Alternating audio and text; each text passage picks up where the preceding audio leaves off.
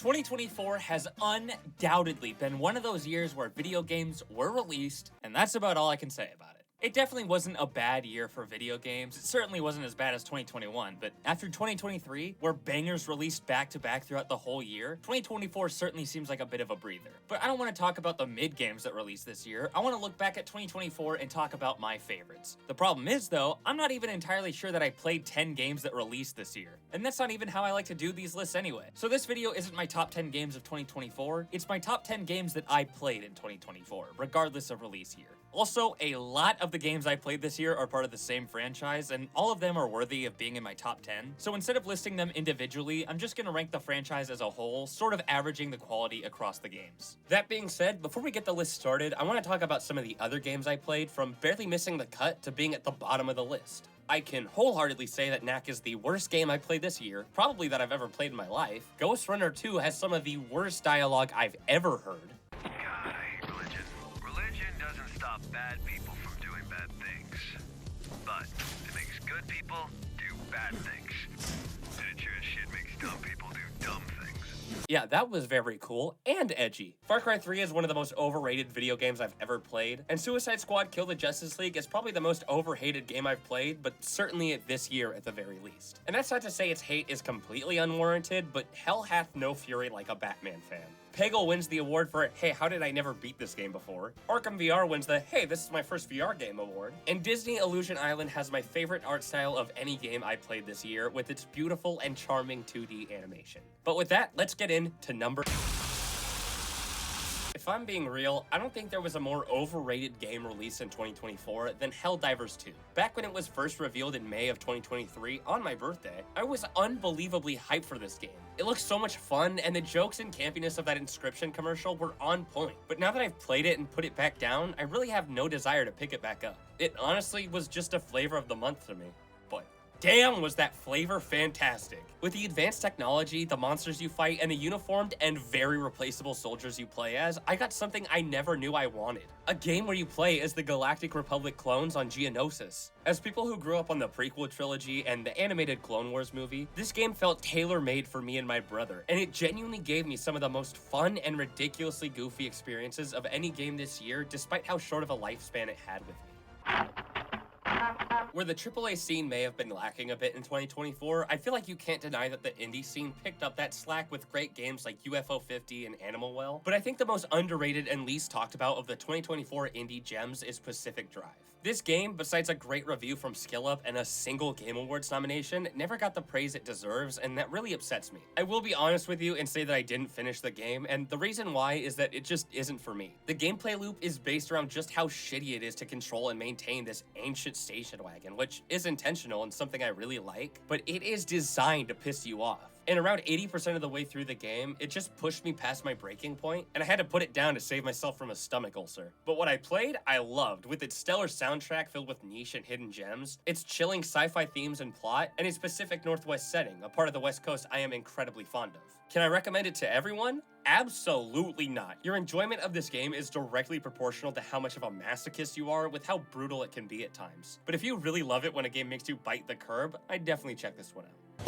Dave the Diver is another and the last game on this list that I didn't finish, but unlike Pacific Drive, it's not just due to my personal preferences, but an active choice that the developers made. I really did not like how much they crammed in this game. For a game somewhat grounded in realism and where you're not a robot collecting PlayStation IPs or a plumber that turns into an elephant, some game ideas just have to be turned down. Not every idea can be turned into a level, and this is one of the only times where the amount of good ideas they shove in is to a fault. Like, you have to fish and keep up with this restaurant and farm plants and raise fish and find a deep sea city of Atlanteans, and in their town I have to farm there too. And then after all of that, when I'm about to enter the end game, they're teaching me how to fucking take care of a Tamagotchi. And the way they introduce all of these things makes it very hard to keep up with, which made my interest gradually die out. So why is this game above Pacific Drive? Because like Helldivers 2, this game feels tailor-made for me specifically. They have a whole mission based on Metal Gear Solid. The art style pops despite the limitations of pixel art. The characters are so funny. The cutscenes have so much sauce and are so overdramatic like a bad anime, but it knows not to take itself seriously. And while I do like the roguelike elements of going out to sea every day and finding new fish, taking care of the restaurant is my type of game. It's so fast-paced and so hectic that you have to make split-second decisions to make make as much money as possible. Like deciding which customers you need to prioritize and who you let your staff take care of, and what orders need to go out as soon as possible. It's funny because I was always assigned the most hectic shifts back when I worked at a pizza place, and I could not stand it. But when I get a gold coin for my efforts, put me on the front lines, bubby. I am ready to work. Have you ever really wanted to like a game, but you just couldn't? That's Control for me. Now, don't get me wrong, I do really like this game. I think it is very good, it's right up my alley, and I'm super excited to see where the sequel and the FBC multiplayer game go, but I just couldn't bring myself to love it. It takes the mystery and almost magic of Alan Wake and puts a science behind it, which I do think is very interesting and a great idea, but it's just not that interesting to me. Its combat can be a bit irritating at times, and there are still some puzzles I have no clue how to beat, but it also innovates in a lot of ways, in terms of its storytelling, its layered and interesting characters, how batshit insane it is that an open world this varied takes place in one building, and being one of the only video games ever to have good flying mechanics. Its finale is a bit underwhelming, but it also made me shit my pants. Earlier this year, I set out to do something I had never done before but wanted to do for a very long time. Play The Legend of Zelda: Breath of the Wild. And when I told my brother this, he said, uh-oh. Because he knew that Breath of the Wild, as he so elegantly put it, is a very not Carter McSwaggins game, and honestly, he was right. This game is not for me at all. Everyone always says how there's no wrong direction. Everywhere you go has something to do, and yeah, I guess, but also not at all. Maybe if you're talking about shrines, but there was so much wasted time spent running or riding through fields with nothing to look at but grass. And yeah, there's something to do in every direction, but that doesn't mean you can do something in every direction. You wanna go southwest? Too hot. You wanna go northwest? Too cold. You wanna go to that big volcano? The air itself is burning. You will get set on fire. It's way more linear than people will give it credit for, which is fine. I like linear games. But if that's the case, you gotta hold my hand a little more. But I do think this game is incredibly innovative when it comes to open worlds itself, with how it drops you in and just tells you to go, which would later influence games like the 2022 Game of the Year, Elden Ring. The characters are funny. I like a lot of the puzzles, especially the Divine Beasts. Fuck the gecko. But while I do think this game is overrated and not really for me, I can definitely see the objective quality and understand why people like it as much as they do. It's far from perfect, but it is a must play.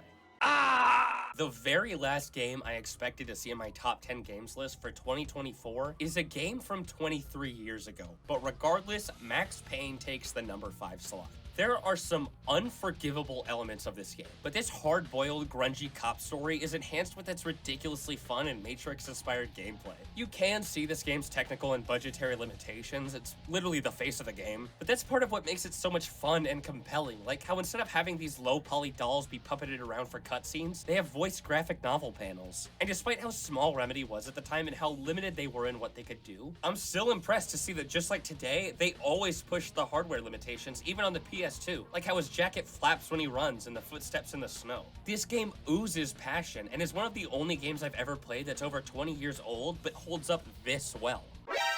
The entire Metal Gear franchise is full of ups and downs, not just throughout the series, but in some of the individual games themselves. For those who don't know, I recently have kind of been mentally put through the ringer, and I'm okay, you don't need to worry about me, but for my own mental well-being, I'm kind of putting the longer videos like the Black Ops 6 analysis, the Alan Wake 2 review, and the rest of the Metal Gear reviews on the back burner, chipping away at them while working on shorter content. So since it'll be a while until I release my full thoughts on Guns of the Patriots and Rising Revengeance in particular, I may as well give my general thoughts without getting into spoilers. I genuinely believe that Metal Gear Rising is a bad video game that only just checks off the boxes of what a Metal Gear game should have, yet still falls short, proving that Metal Gear Solid 1, 2, 3, and some parts of 4 are more than just the sum of their parts. That, combined with where they take the story of one of my favorite characters in the series, Revolver Ocelot in Guns of the Patriots, make the Metal Gear franchise fall at number 4 on my list by just a hair. I really was having a hard time switching the 3 and 4 spots, but some of the decisions made in those games made it hard to justify putting it any higher. But there's a reason this series is so high in this list, and one of the reasons is all the fantastic decisions they made.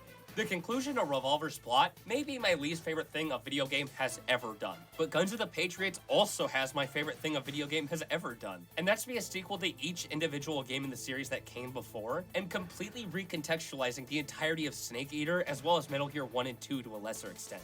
It's easy to just look at the dialogue that sounds like it was written by an alien trying to blend in as a human and say that the character writing sucks, but the dynamics and the relationships of the characters will build you up and break your heart. Its gameplay is so fun and dynamic with what you can do and what plans you can successfully execute, especially so in the later games.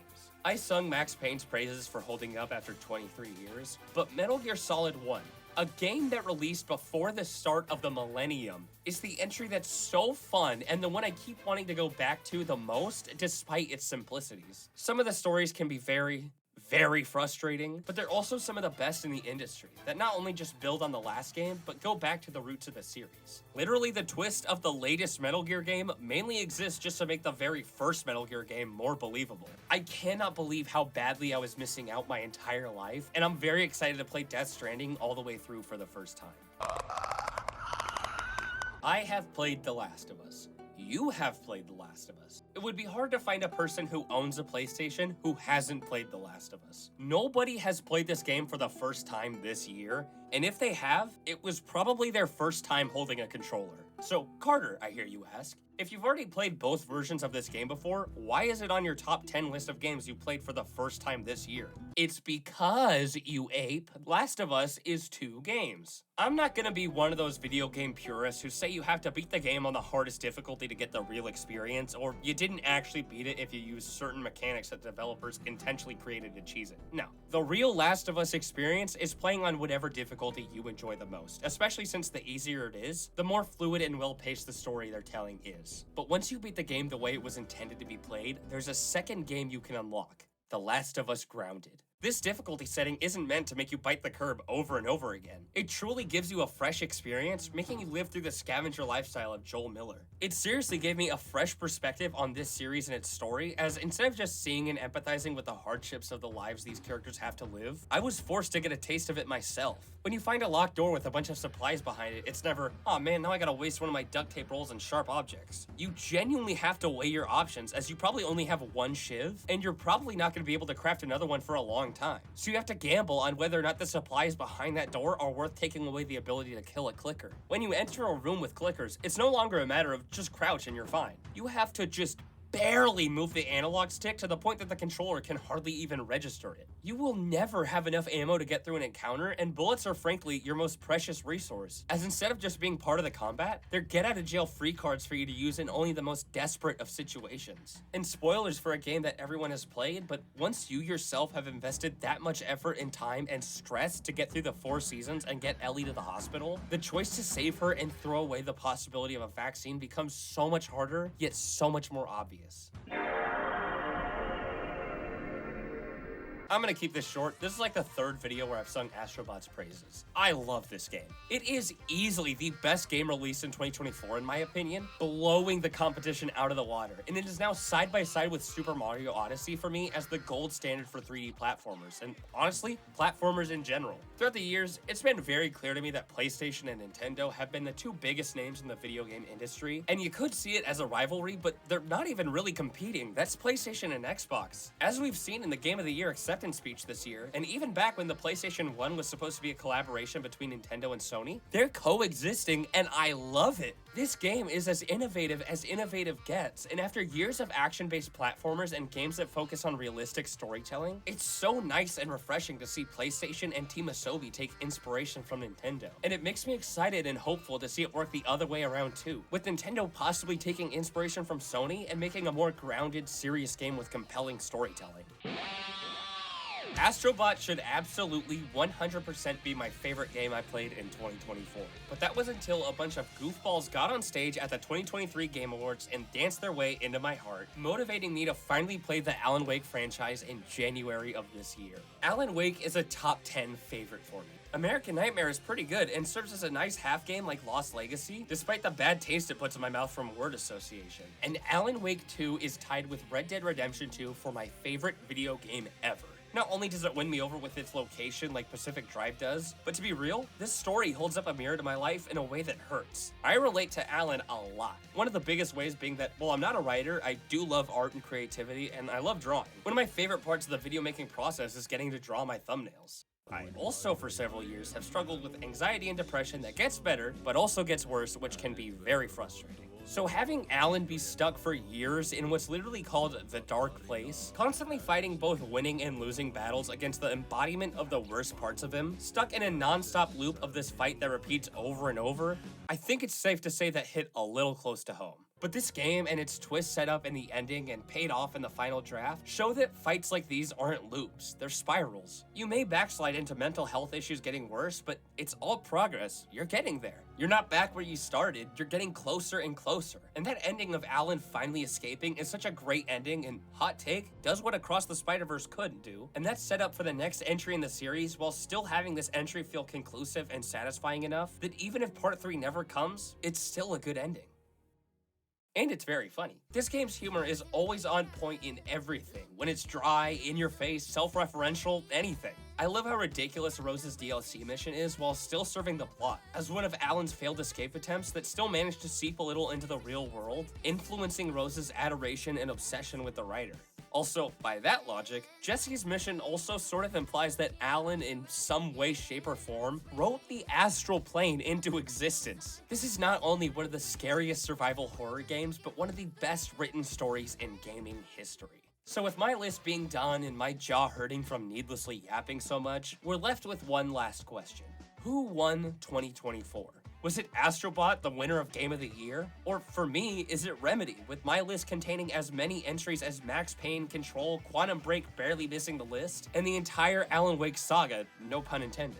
Or is the real winner of 2024 us, the players? Nah, that's stupid. No, there's one entity in this world that undoubtedly and factually won the year of 2024, which anyone with half a brain would agree with, and that is Kendrick Lamar.